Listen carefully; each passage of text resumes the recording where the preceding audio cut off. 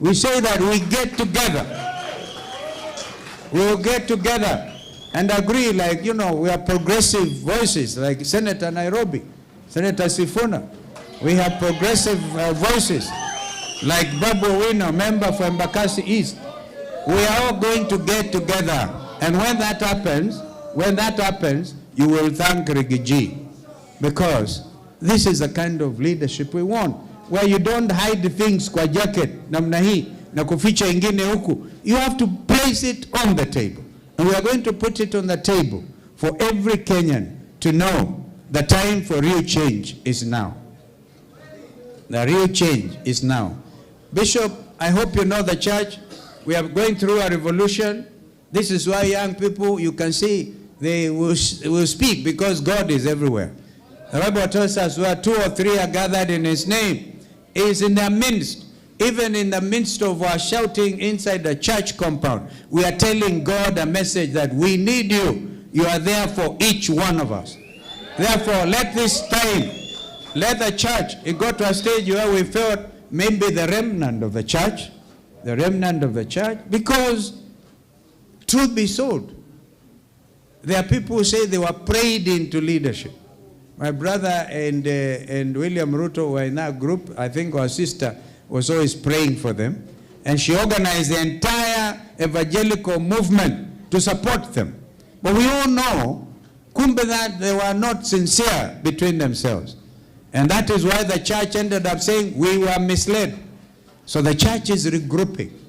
It is also possible, I'm not going to tell you to pray out anybody, but pray that the will of God will reign supreme in this country. And never again are we going to see Kenyans losing their lives like they did in 2023 and in 2024 because they are hungry and they have a right under the Constitution to demonstrate and to do whatever without causing harm to any other Kenyan. So church stand strong, and we will be there as political leaders. I don't like the word politician. Please call us viongozi tu.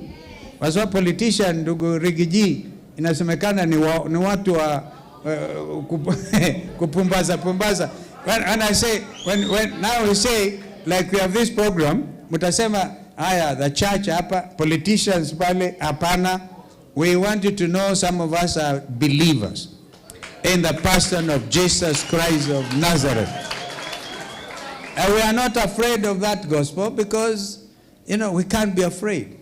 And it's the Lord our Savior said, if we are afraid of him, we deny him while you're here. Can you imagine him denying in the presence of God the Father? So this is the order that we want to establish. But in order to get this country to be orderly, it is going through a revolution, the cry for justice. Last night in Ndugu Kiongozi, I met lawyers from Mount Kenya South. And we agreed, 100 of them.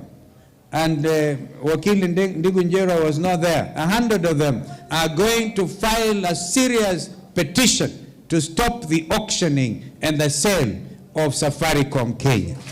Because this is the one parastatal.